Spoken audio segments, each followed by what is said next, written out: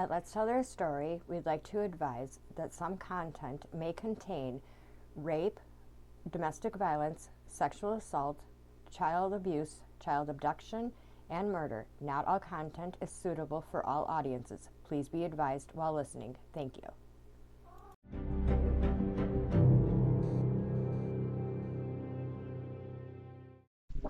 Hi guys, makes the sound to you, or you guys see me, I guess. Um, let's tell the story. He's finally getting a face to go with their voice. This is officially the first video to go with the podcast. I know a lot of other creators, they will do like the YouTube version of the channel that they do first, and then they'll go into the podcast. However, I wasn't comfortable with just showing my face off right away. So it was a little over a year in that now I'm comfortable in front of the camera since all of my um, recordings previous are done in video form on my end and then sent to my editor, and then that's when you guys get the voice after it's been edited. Now it's time to put a face with your voice. Let me say to you guys, I apologize for the microphone and the little rubber band here. It's only because the microphone I have and my arm stand does not connect correctly, but there's a little bit of ingenuity. I've got it working, and hopefully you guys can hear me pretty clear. As many of you already know, I do a missing person first out of the state that the case that I will be covering is from. And since it is June, and I know we're towards the end of June, and I've been kind of slacking a little bit, but it's been a pretty hectic last couple of weeks, and just have not had time to send any, not information, but any, I haven't had any time to sit down and record. I apologize. So let's get into, what I was getting at was it's June, it's Pride Month, and not only does our case involve someone from the LGBTQ community, but our missing person also does. So let's jump right into this, and we will go and start with our missing person. Our missing person this week is Corbin Daniel Pemberton. They called his family on 4/1/2024 at 2 p.m. from the Trader Joe's at 4210 Long Beach, California, or Long Beach Boulevard, Long Beach, and they haven't been heard from since. Corbin is currently experiencing homelessness, and Corbin is also believed to be on foot. Law enforcement has had contact with Corbin in Utah, Wyoming, and Colorado. Corbin also may identify as a female, so some demographics on Corbin. Corbin is a biological 25-year-old male who is approximately 5'8" to 5'9" weighs between 130 and 140 pounds. Some distinctive markings for Corbin is they have an amputated, missing right index finger, a scar on their throat and neck area, a tattoo of the ace of spades on their left shoulder, and a pot leaf tattoo on their left chest area. If you have any information on Corbin's whereabouts, please contact the Long Beach Police Department at 562-570-7260, case number 42001-738. 5. Hopefully you can find Corbin. Now on to today's case. We are going to be discussing Mitrice Richardson.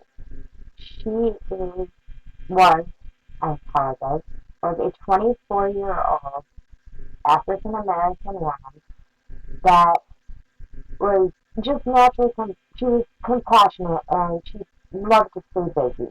She was a store clerk and a dancer at an LGBTQIA plus club. She also was in an internship in her field of study of psychology. She loved sunflowers and she was closest with her grandmother. She had high hopes and she was an ambitious student. She was determined to make every dream she had come true. So when she when her behavior started becoming a little more erratic, her family got really concerned, and then when she disappeared, her family not just concerned, but they were very fearful on what could have happened to her. The fall of 2009, Mitrice and her girlfriend had broke up, her girlfriend Tess.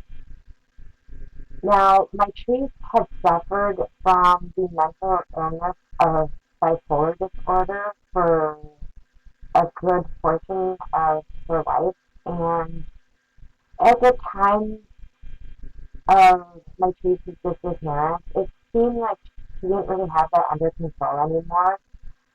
Otherwise, she was always an outgoing and very responsible young woman, and this was about the time she started sending some strange texts, and she also posted some very bizarre posts on her social media. In September of 2009, the day that Mitrice disappeared, or the night that Mitrice disappeared, earlier that afternoon, she had sent her mother a text, and her mother's name is Mitrice, and her father's name is Michael. Mitrice was raised by her mother, Mitrice, and her stepfather, but Mitrice had sent her mother a text on September 16th that said, "Watch the news today, it's going to shock the hell out of you." She had also posted on her Facebook page that, quote, "I just want to sleep, LOL, but you know me and my crazy ideas. Let's see where they take me." Now, there's these crazy ideas you're about, oh, where's the story gonna go? It ended up being a fairly long story, but it's worth getting my thesis story renewed again. We're in 2024, and there still isn't really any answers. There's answers without answers, and there's no convictions have been made. Whether this was foul play or not is yet to be determined. I have my own theories, and I'll just keep those as my own theories. You'll probably be able to figure out while I'm talking and whatnot what my theories are, but I'll let you judge and make your own assumptions. That evening of the 16th of September, Mitrice actually ended up in Rock Hills, California, at a diner restaurant called Jeffrey's, and she was found going through one of the staff car, one of the cars of the staff at Jeffrey's, and she was going through the staff members' CD collection, and once one of the managers got a minute, they went out to see what she was doing, and she was like, "I'm not really doing anything." Her behavior seemed a little bizarre to this manager to begin with, and eventually she goes into the restaurant, and she sits down and orders a meal and an alcoholic beverage. She actually orders a Kobe steak and an ocean breeze cocktail. I've never had an ocean breeze cocktail. It does sound good. Um, and at the time, she was telling a few people that she was from Mars and that she was here to avenge Michael Jackson's death. And not only did she tell these few people, but while she was in Jeffries, she sat down with a table of 7. Sorry about that. My husband decided to make a little justice funeral. Yeah, I didn't see he was there for about 2 minutes, apparently. So, back into the she sat down with a table of 7 that were already done. They had already had their food and whatnot, and she was acting completely off. I'm sure if somebody was acting off and sat next to me too, I'd probably like staring at the waiter or the waitress and saying, like with my eyes saying, "Hey, can you do something about this?" Without saying it. However, they didn't really, they seemed to mind, but they didn't seem to mind because they never once asked her to actually leave. Um, and so they, the table of 7, they got up to pay their bill. And nobody's really sure what Mitrice is thinking. Oh, Mitrice was thinking at the time, but when she was presented with her bill, she looked at the waitstaff and said she couldn't pay it. Her bill came to a total of $89. And she told them, I can't pay this. So they had her call her grandmother to cover the bill at the night for her dinner.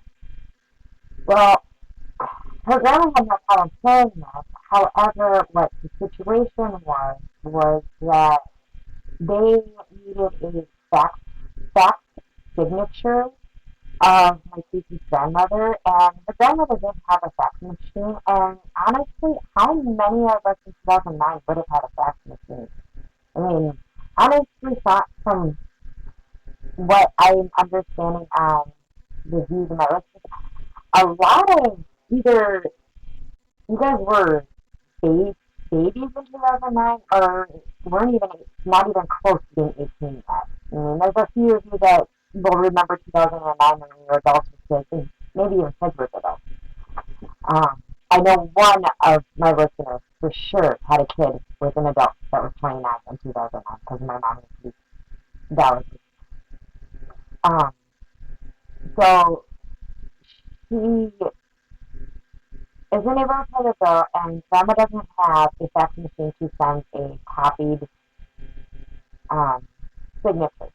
So Jeffrey's restaurant, they make a phone call to 911, and they explain that there is a black woman that is acting like she's on drugs and she's refusing to pay her bill. It's not so much she's refusing to pay her bill. She was refusing because she doesn't have the funds to pay it, and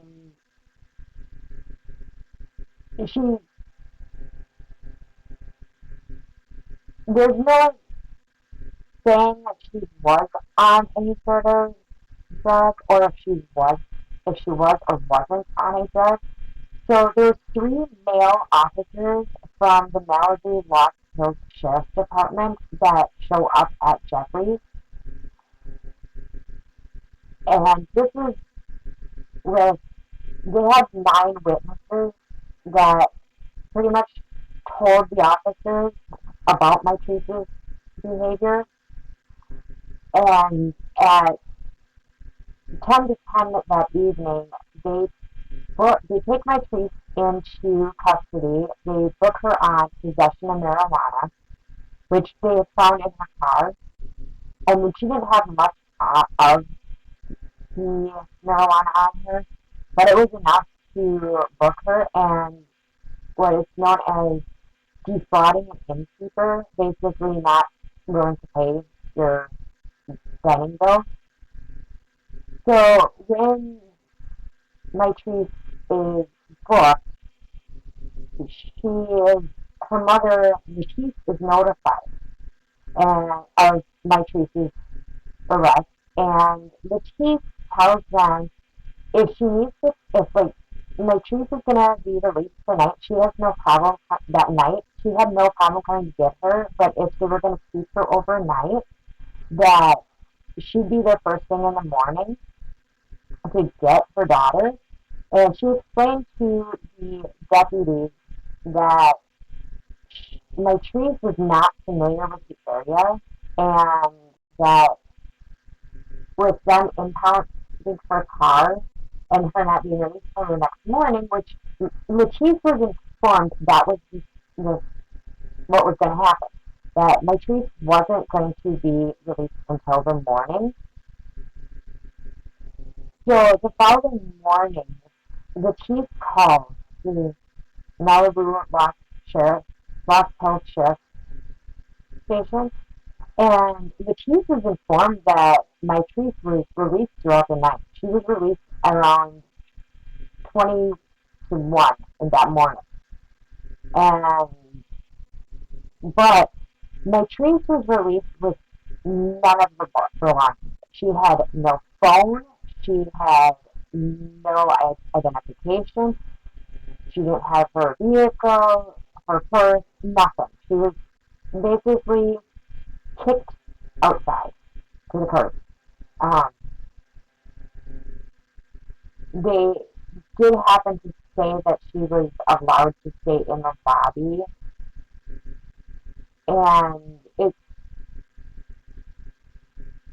an employee of the sheriff's department stated that Mitrice declined to stay in the lobby, but she was never even offered a chance to call the chief to come get her.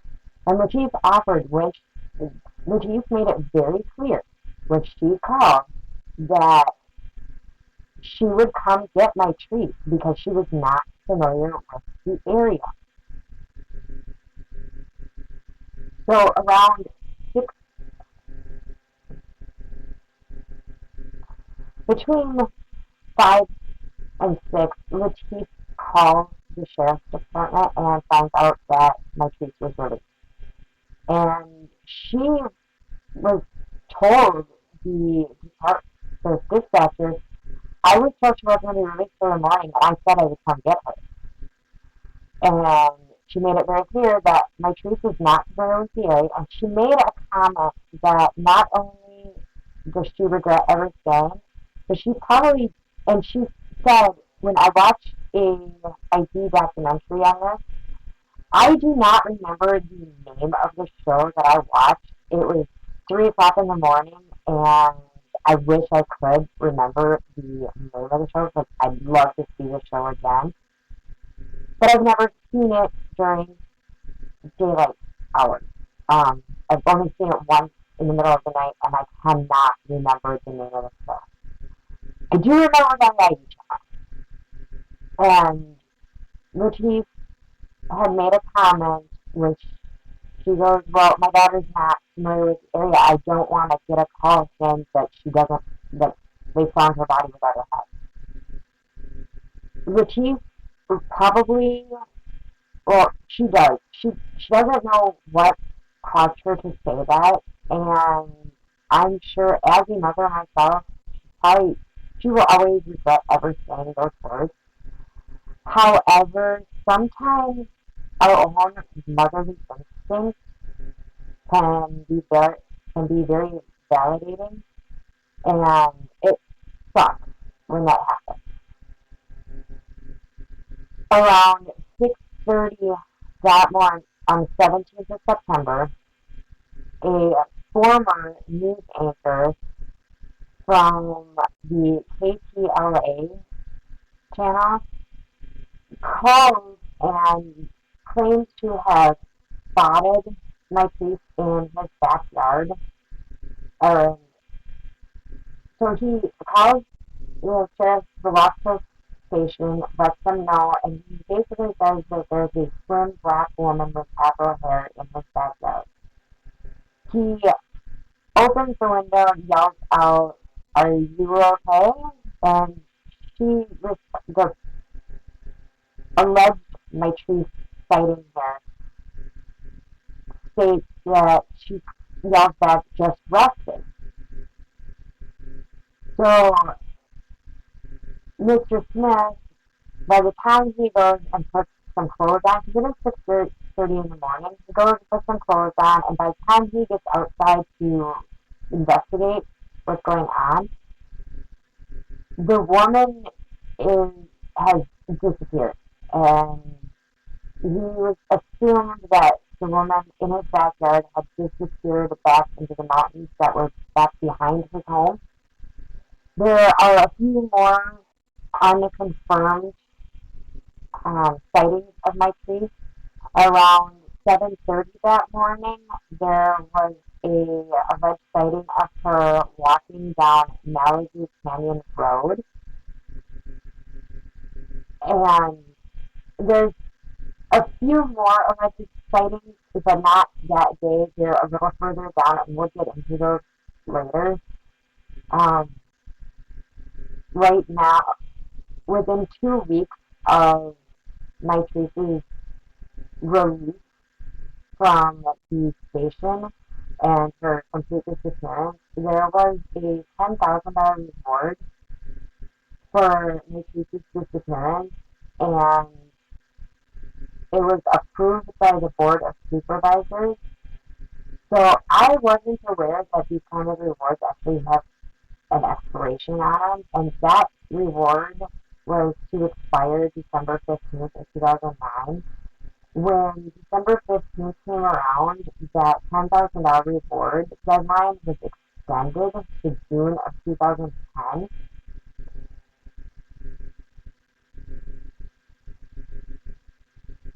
And then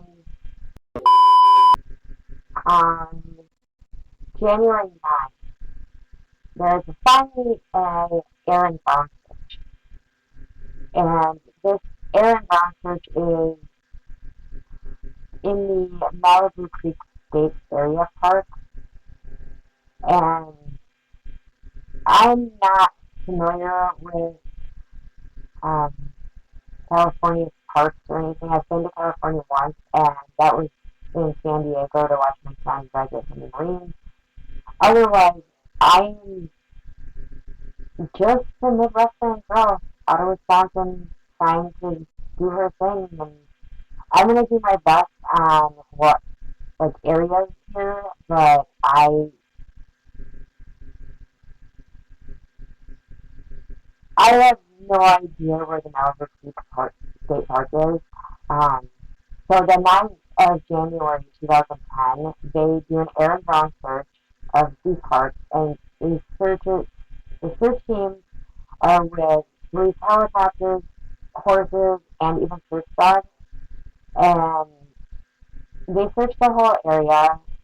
They include the Los Angeles Police Department and the Los Angeles County Sheriff's Department, but nothing was found in the area.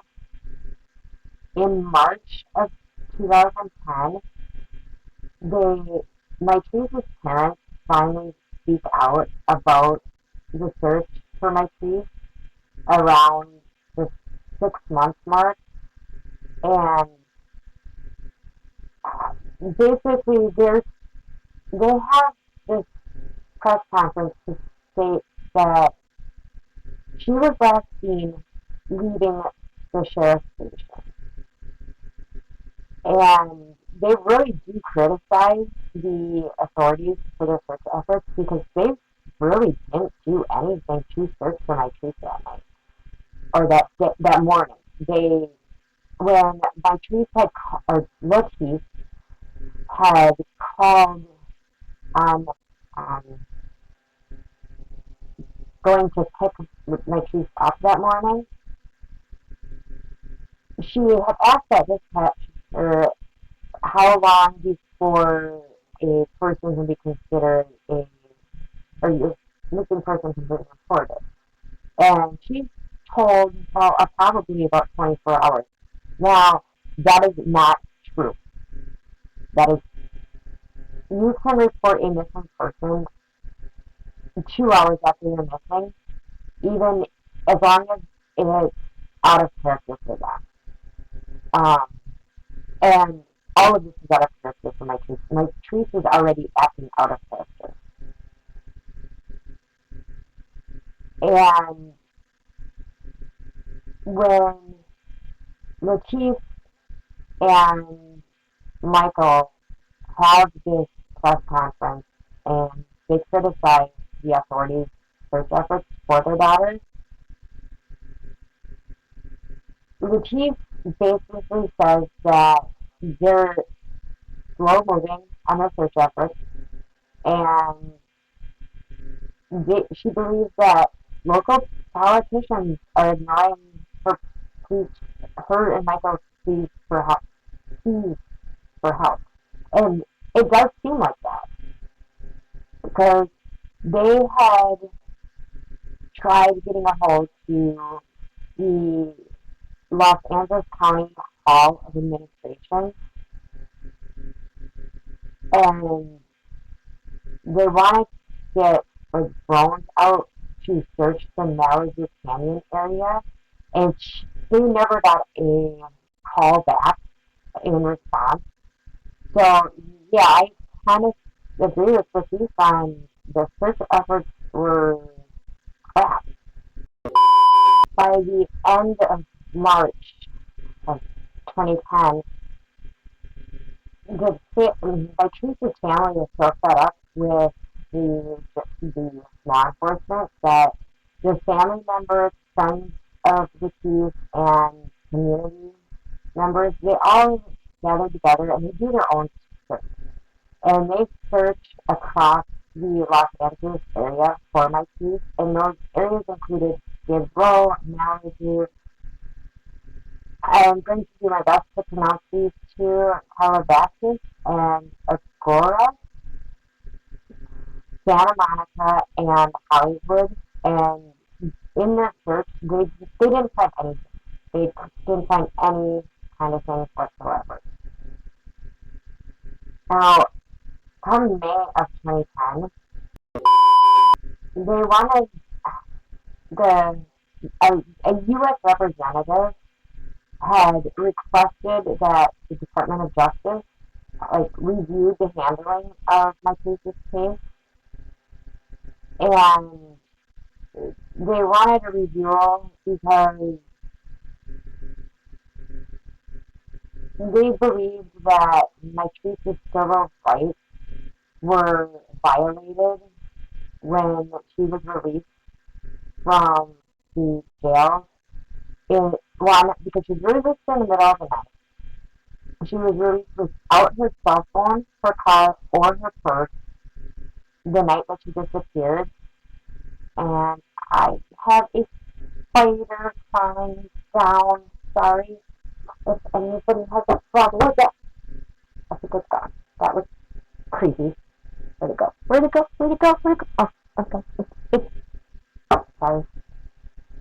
I'm sorry. Yeah, I don't know spiders, but my office is in a basement, so what do I expect? Spiders. Where was I at? Oh, so that U.S. representative had wanted review, and then when the FBI spokesperson gets back to them, they basically said that there wasn't enough information to lead to the FBI or the Department of Justice to get involved at the time. And it does take a while before either one of them do get involved. In June of 2010, that $10,000 reward, and I'm going to be bringing that up a couple of times, and it's not really any reason for it. I just think it's important to establish that these rewards do expire and they have to be renewed. And it was expired in June of 2010, and then it was reestablished July 13th of 2010. Now, remember earlier when I was saying how there was um, unconfirmed sightings of my trees?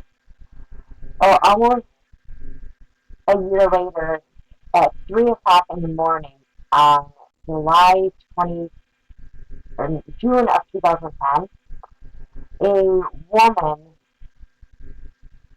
that is spotted to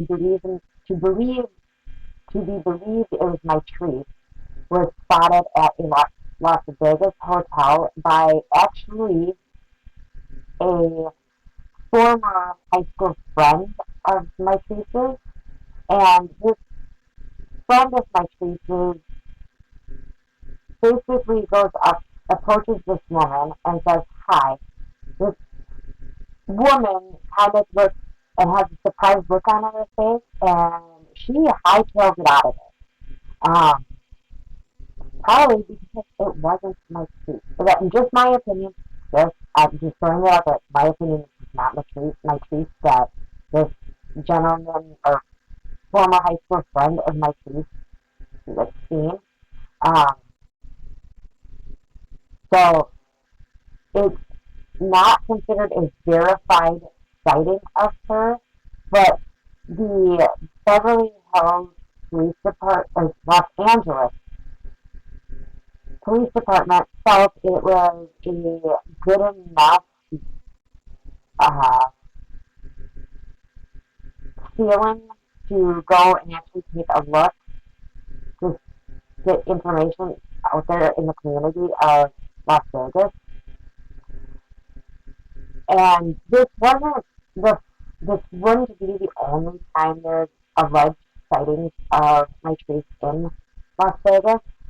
There were two more sightings of her in Las Vegas, and these sightings really got to Michael to the point, Michael's father, Michael, that he actually went to Las Vegas, and he thought he spotted her a couple times himself, only to basically turn around like it wasn't her. Um, in July of 2010, Michael and Mitrice both they both filed lawsuits against the Los Angeles County. Um, Michael's lawsuit was a violation of civil rights and a wrongful release, which, yes, it was a wrongful release because the chief said she'd come get her. Multiple times she told these deputies she'd come get her if she was going to be released throughout the night. And the violation of civil rights obviously is she was released into an area. One, she didn't know. Two, she was left without any transportation because they had impounded her car. Three, they didn't give her a cell phone or her sources of identification in it. And Mitrice's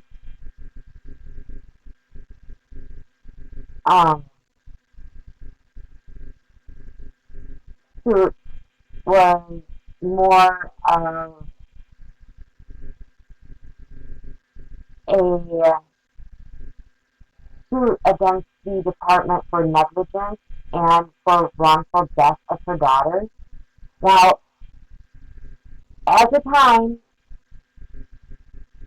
Mitrice has not been located, and there is nothing stating that Mitrice has passed. And in the process of the Los Angeles County Sheriff's Department going to Las Vegas and getting their recognition of the case out in the area, there ended up being a total of 70 tips of potential sightings of Mitrice in Las Vegas. So this would explain why even Michael had gone to Las Vegas and thought he had seen her. In August of 2010, a park ranger was patrolling a part of Dark Canyon, which is approximately 7 miles away from Malibu Canyon, and that park ranger was actually looking for a spot that is known for illegal marijuana growth in the area, and this area is approximately 8 miles from the Lost Hills Station, where Mitrice was released from, and it's hard to access. There are no trails, and it's steep with overgrowth and jagged rocks. So while the park ranger is out there doing her thing, looking for this illegal marijuana growth area, he comes across a human skull. So, being actually probably one of the few people that's doing his job right, the park ranger calls the sheriff's office. And the Malibu Canyon, there's in a press conference was held to discuss the remains that are found. At the press conference, officials state that the remains appear to be those of a female, but they also stated that the woman's clothing was found at the scene with the remains. I don't know why they would throw that in there, where I think it was more okay. We have a lot of cases where clothing just either is missing altogether or it's scattered about. And then I actually have a couple of cases that I'm going to be coming across where there is going to be clothing that just disappears and years later still has never been recovered. And that was August 11th when the park ranger found the skeletal remains. By August 12th, there was again another press conference. I don't know if this is just because it's the Los Angeles area, um, and they've got access to all of these cameras and whatnot. I might just be my Midwestern Wisconsin ignorance, but there's a lot of press conferences with this case, and you would think by all the time these press conferences are going on, there'd be an answer somewhere. Um, However, with this particular press conference, they did identify those skeletal remains as Mitrice Richardson, and the sheriff, Lee Bapa, from the Los Angeles County Sheriff's Department, did not only say that it was confirmed to be Mitrice through her dental records, but he also had to add in there that there was no indication of a homicide. And then he also adds that her remains would be capable of telling us a story that would lead to that possibility. So he kind of contradicts himself. He says, one, that the remains don't show anything of a possible homicide, but he's also stating that her remains could state otherwise. Now, the assistant chief coroner, Ed Winters, he deferred the cause of death pending a further investigation, and even though the authorities believe that there was no foul play involved in Mitrice's death at the time, I feel that the chief coroner, Mr. Ed Winters, thought there might be something else to this. As you notice, I didn't bring up the names of the detectives that arrested Mitrice the night of her disappearance and booked her. However, I did bring up the Los Angeles County Sheriff, Lee Baca. I believe that's how you pronounce it. It's C-A-C-A, and I'm going with Baca. The reason I bring his name up is because the fall on the 13th, and this probably has a lot to do with his speech or his press conference and how he contradicted himself. Mitrice's father goes public on the 13th of August, and he says that he wants the sheriff, Lee Baca, to take a polygraph examination or a lie detector test. Uh, Nobody really knows why, and there was, after that public request from Michael, there was no more further discussion about the request. So it is unknown whether Sheriff Ibaka actually took a polygraph test or not. So the reason Assistant Chief Coroner Ed Winters was so determined not to put a cause of death was he was frustrated with the removal of Mitrice's remains from the scene. One, her remains were removed without the coroner's permission. However, and he states that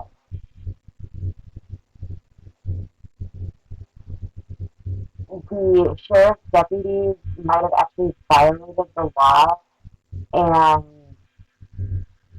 his he stated it was undetermined the thoroughness of the coroner's undermined the thoroughness of the coroner's investigation, and that was because they prematurely moved the skeletal remains. How but the excuse was that they removed the remains in a hurry because it was getting dark outside, and they worried that animals would tamper with the remains. Now, if it's skeletal remains, they've been there this long. What is going to hurt to wait until morning? If animals were going to tamper with these, they would have done it already. You can't tell me that there's not wildlife animals out there that are scavengers that already messed with this. They're not going to go after bones. Very few scavengers are going to do that. They want.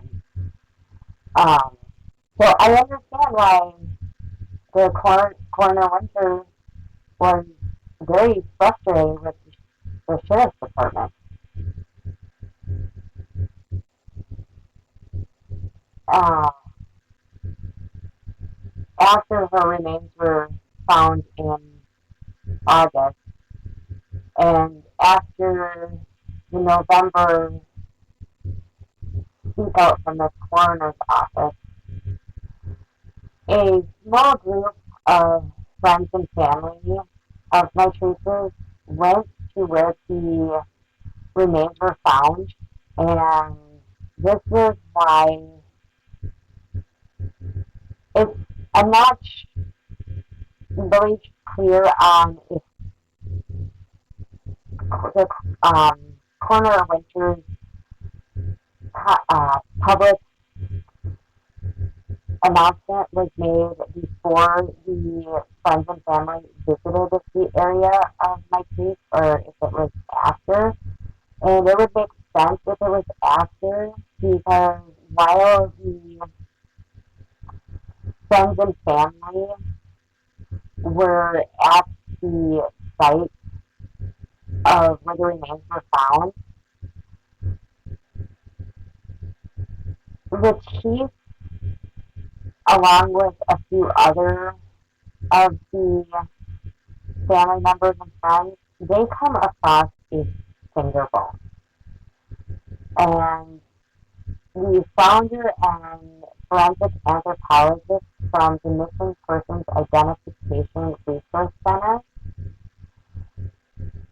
described the situation as upsetting and distressing, which obviously it would be. I mean, if Mitrice is Mitrice's mother and she comes across a finger bone, it was later discovered that those were not the only bones that were missed. There was also, I will get to that in a little bit. So,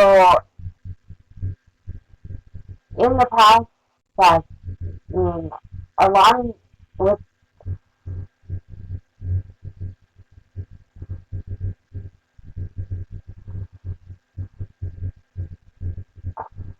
along with the discovery of the body, or discovery of the bone of that, the found that forensic anthropologist Clea Cost stated that with the discovery of the bone, it immediately told them that despite the best efforts, the removal of the body on August 8th, 2010 may have been compromised by, or it may have compromised the investigation completely, which gets really aggravating down the timeline on here. So in December, after that is found, Mitrice requests that Mitrice's body, her remains be exhumed and re-examined.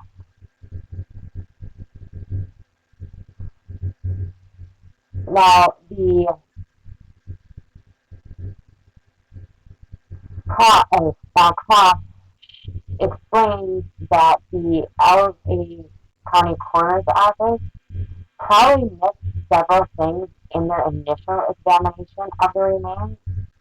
So this is including hair evidence, which should have been compared to the hair found in the area where the remains were discovered. And they should have also examined Mitrice's teeth and the maggots that were found at the scene as well.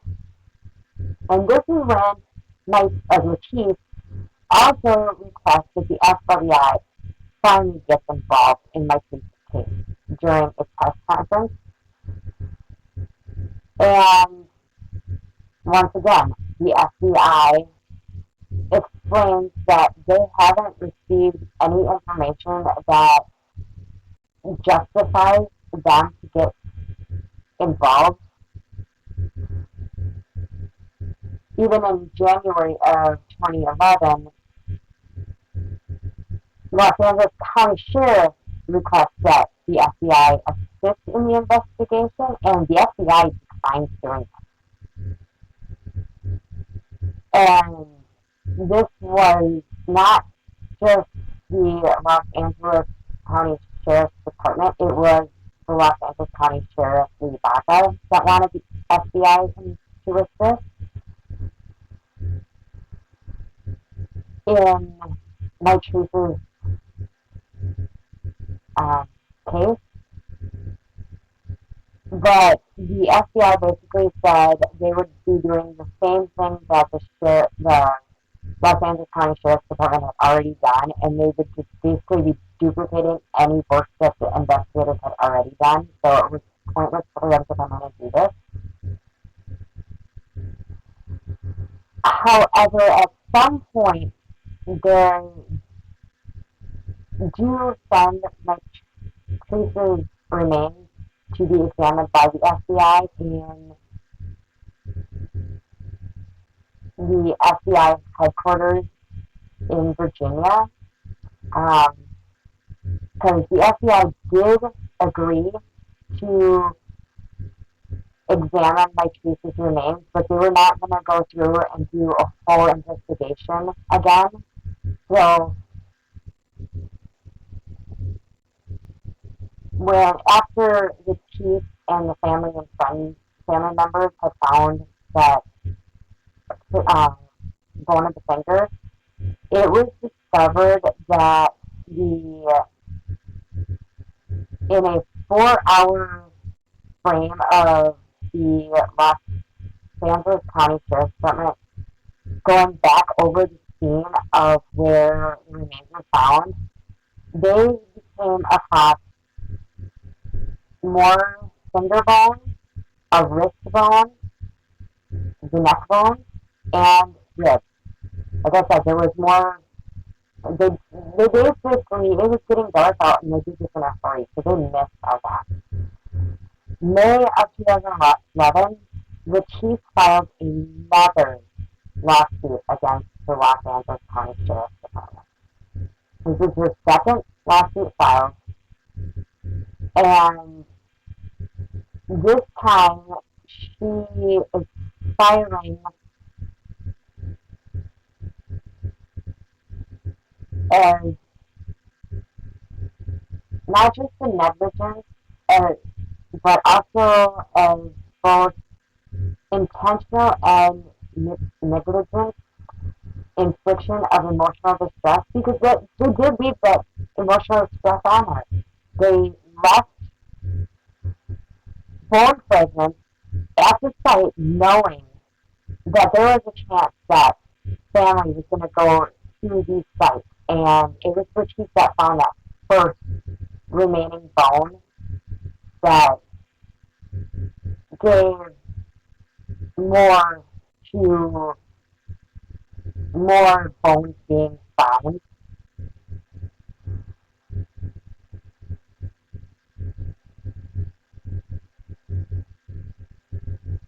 And with those bones being found,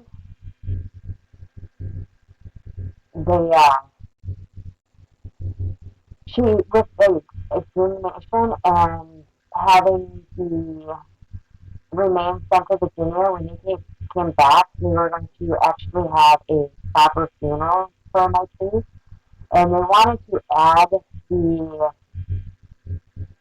bones that had been retrieved later on in with the bones of Mitrice to begin with.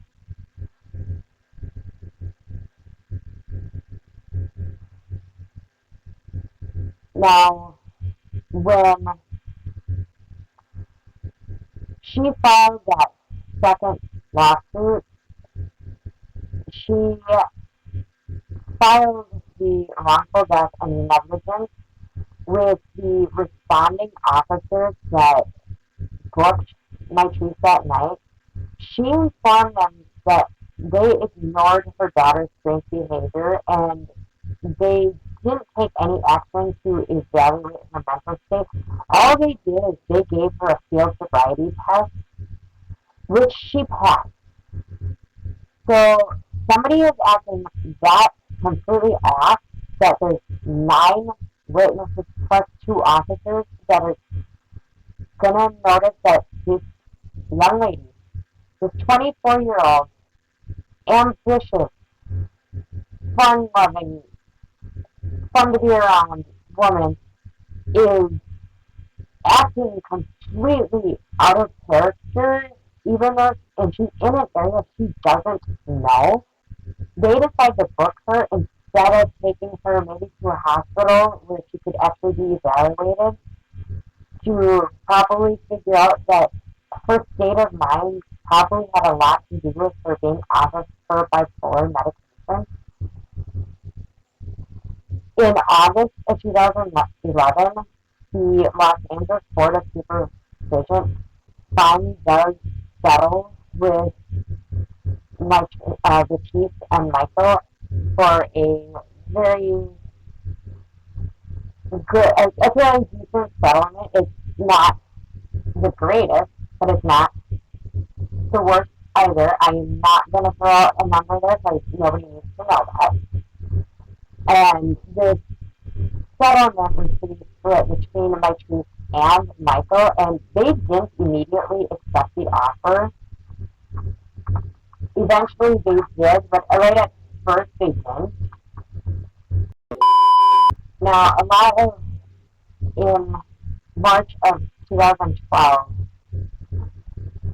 there was a review released of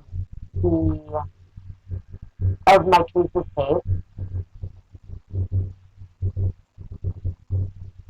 and it basically said that the department's permission to remove some of the remains before the authorities had found a full skeleton basically in more or less stated that there was probably before the coroner could actually state that there was a full skeleton, that there was a possibility of a cover-up somewhere along the line, and the allegations for the cover-up have a lot to do with the night that Mitrice was released from the sheriff, or from the Lost Hills station. There is apparently alleged footage of an officer that happened to be in the lobby with Mitrice, and moments after Mitrice left, oh, we have a kitty joining us. Hi, Backward. Hi. That after Mitrice had left the sheriff, or the Lost Hills station, that this officer that was in the lobby with Mitrice, moments after Mitrice had left, this officer had gone out a side door, and was gone for about half an hour to 45 minutes, and then had come back in the side door. So that's where a cover-up comes from. But there's nothing stating who this officer was, where this officer went, what time they left, or it's just an allegation. It's not an actual stated fact. So there's, by February of 2017, yes, we are jumping way into the future of the case, but in the past for us currently, there was a nearly year-long investigation into Mitrice's death and disappearance, and according to the Office of the Attorney General, they stated that there was no evidence of wrongdoing by the Los Angeles County Sheriff's Department deputies,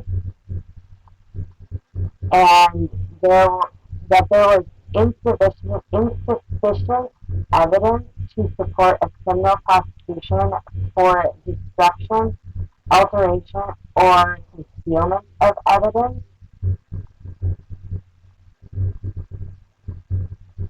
By the 10-year anniversary, and I'm not going to call it an anniversary, it is an anniversary. They had a memorial service and a press conference, and during the service, Sheriff Alex Villanueva, he stated that he wanted to assess the entire case again from the beginning with a whole new, fresh set of eyes. And he wanted to go back and canvass the area, do a complete walkthrough the entire length of it, only to basically be shot down. And he tends to do the same thing that Lee Baca did. He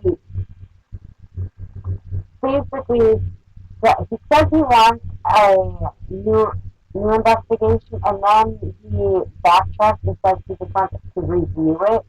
So it's hard to say which one. Does he really want to do a new investigation, or does he just want to go back? And I, it's just going to frustrate me to keep talking about that. So I'm going to jump to October of that year. On October 12th, 2019, and I am probably going to get really heated on this because this is aggravating. There is a bill that is presented. It is called the Bill Senate 42. What this bill in cases is that it would require the county jails in California to allow those that are to be released in the middle of to be released in the middle of the night to stay until daylight hours if they choose to provide a safe place to wait for a ride and for a released inmate to charge a mobile phone while they're waiting after business hours. This bill ends up being vetoed by the legislation and also by Governor Gavin Newsom at the time it is presented. The reason for their veto is it states that the provision that allows the inmate to stay overnight after release would cause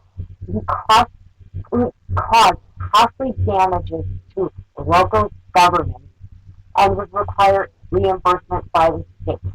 So we don't want to cover the safety of people because it's a cost of money, but in the end, we end up where we have people that go missing, end up dead, and whatnot, and we're worried because of the fact that it's going to require to have the costly damages of the local government, and it's going to require some reimbursement by the state. Geez, really? Come on, people. What happened to actually keeping people safe?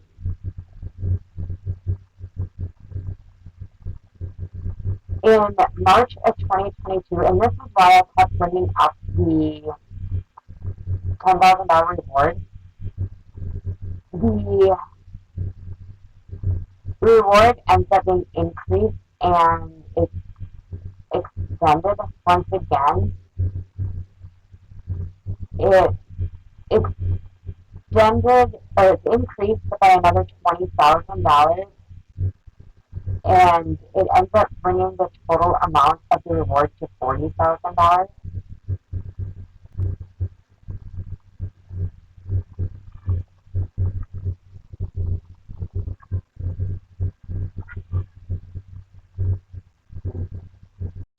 So I leave you with the case of Mitrice Richardson, a woman that life was cut way too short. Whether it was foul play that was involved or if it just happened to be the circumstances of the area she was at and nature took its course.